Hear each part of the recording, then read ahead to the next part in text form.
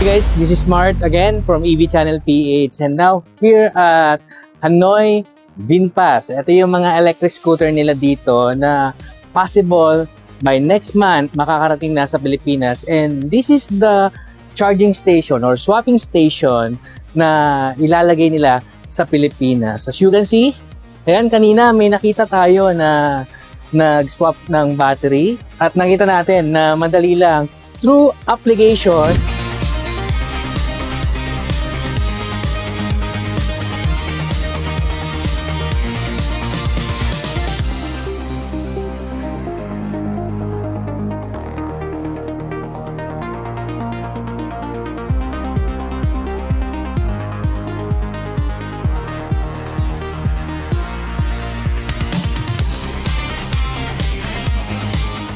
Hindi mo pala to basta-basta mahuhugot.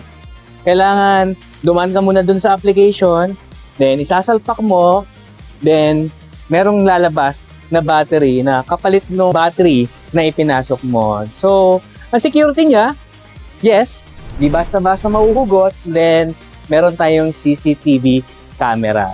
Sa tingin nyo, bagay kaya ito sa Philippine market? So, eto na ba yung sagot sa range anxiety pagdating sa mga electric scooter? So, pwedeng-pwede na kaya tayo mag-long ride gamit ang mga electric scooter ng VinFast.